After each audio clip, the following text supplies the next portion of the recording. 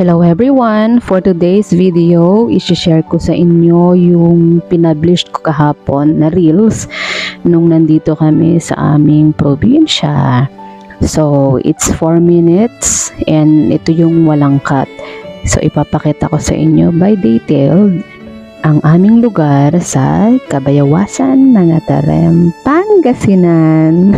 Ang taas ng Pangasinan, yeah. So, ito yung lugar kung saan ako lumaki, nag-aral, at andito yung mga kaibigan ko simula elementary hanggang high school. At ipapakita ko rin sa inyo kung ano ang buhay dito sa probinsya. So kung makikita mo, nandito ang mga palay, tinatanim nila under the sun. At masaya kami kasi, or I must say, pinagpala kami kasi ang tatay ko ay masipag magtanim ng palay. So, sa kabuuan ng buong taon, hindi kami bumibili ng palay para iluto or bumibili ng bigas para may mailuto. Sapat yun sa amin sa loob ng isang taon. So, hello to you, tatay! Love you! Napakasipag kong tatay. Tingnan natin yung paligid.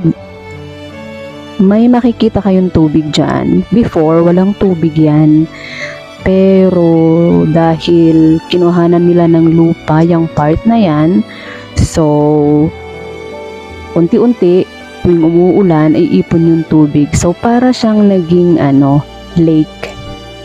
Ang ganda. Look at the video, oh. Tapos napapaligiran ng mga damo, green na green. Kaya tuwan-tuwa yung mga baka at mga kambing namin dyan.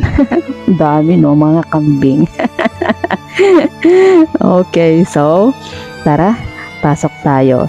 Dito sa kaliwa, yan yung tindahan ni Mother. Maliit lang yan, pero kompleto siya. Sa tindahan na yan, mabibili mo lahat ng kailangan mo, simula sa frozen, dry food, mga gamot meron din, mga gulay, at iba't iba pa. So, mabibili mo lahat dyan kay Mother. Pasok tayo. Yan yung aming mga banana trees. Saba, kung aming tawagin. So, hindi rin kami bumibili ng saba, kaya ang paborito kong meriendahin, kung nanonood kayo ng mga reels ko, ay banana Q or turon. Yan, dahil napapaligiran kami ng mga banana trees dyan sa bahay namin. So, ayan, minsan tinitinda rin niya ni Mother, pero mas prepare namin yan sa merienda namin. Ito yung puno ng mangga, kasi bago kami dumating dyan, nagkaroon ng malaking buhawi. At talagang malakas yung ulan.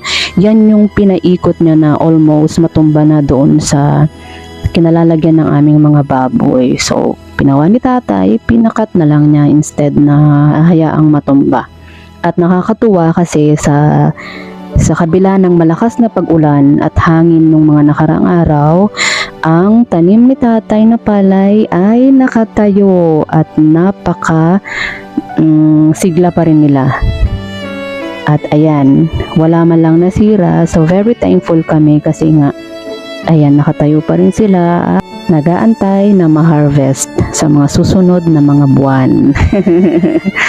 Wow, diba? Ang ganda-ganda. Napapalibutan ng mga tanim ang bahay ni nanay at tatay sa probinsya. So, ayan lang muna everyone. Bye-bye. Follow for more.